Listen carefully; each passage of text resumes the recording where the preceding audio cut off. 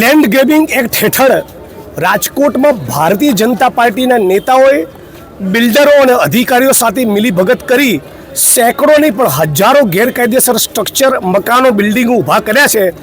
એની સામે કાર્યવાહી કરવાના બદલે રાજકોટ શહેરના મહુડી વિસ્તારના 40 વર્ષથી ઊભા મકાનોને તોડવાની વાત કરે છે અને ભારતની સંસદમાં સ્ટ્રીટ વેન્ડર્સ એક્ટ પારિત થયો, જે એવું કહે છે કે દરેક લારી ગલ્લાના પાથરણા વાળાને ગૌરવપૂર્વક પોતાનો ધંધો રોજગાર કરવાની આ દેશનું બંધારણ છૂટ આપે છે, સંસદ છૂટ આપે છે। એ છતાં રવિવારના ગુજરી બજારના લોકોની સામે લેન્ડ ગ્રેબિંગની નોટિસ આપી છે, એની વિરુદ્ધમાં અને સાથોસાથ ગુજરાત ટોચ મર્યાદાના કાયદા તળે રાજ્યની સરકારે રાજકોટ જિલ્લા તંત્રે જે તે વખતે જે જમીન વિહોણા લોકોને જમીન માલિક એટલે કે ખેડૂત બનાવ્યા હતા, એ જમીન ઉપર જે માથાભારે લોકોનું દબાણ છે એની સામે લેન્ડ ગ્રેબિંગ નથી કરવી અને ટિપ્પરના જે વાહન ચાલકો છે એને લઘુત્તમ વેતન નથી ચૂકવવું, એને પગાર સ્લીપ નથી આપવી અને પીએફનો લાભ નથી આપવો। આ તમામ પ્રશ્નોને લઈને આજે રાજકોટ કલેક્ટરના તંત્રને અમે લોકો આવેદનપત્ર આપીને ચેતવણી પણ આપીએ છીએ કે આવતા 15 દિવસમાં આ પ્રશ્નોનો સુખદ અંત નહીં આવ્યા તો 16મા દિવસે હું રાજકોટ કલેક્ટર કચેરીની બહાર પલાઠી વાળીને બેસી જઈશ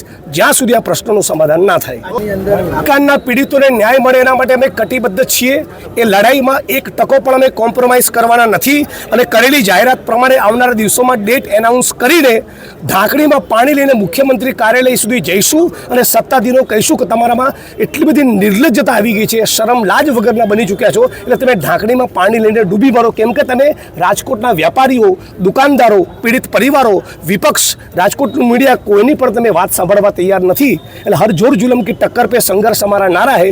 ઢાંકણીમાં પાણી લઈને મુખ્યમંત્રી કાર્યાલય સુધી જવાનો કાર્યક્રમ ટૂંક સમયમાં એનાઉન્સ કરીશું। રાજકોટના લોકો હશે કે ભાઈ સુરત, મોરબી અને તક્ષશિલા, મોરબીના પીડિત પરિવારોને આવતા 2-3 દિવસમાં પાલભાઈ, લાલજીભાઈ હું લોકો મળવા જવાના છીએ। એ પીડિત પરિવારોનો મૌખિક સંપર્ક પણ કર્યો છે, એમાંના કેટલાક પીડિત પરિવારો અમારો પણ સંપર્ક કરી છે। આ તમામ ઘટનાકાંડના પીડિત પરિવારો સાથે અમે ગાંધીનગર જઈશું અને સમગ્ર ગુજરાત કોંગ્રેસ એમાં જોડાશે। એમાં 500 જેટલા પાથરણાવાળા, રેકડીવાળા, લારી ગલ્લાવાળા છે।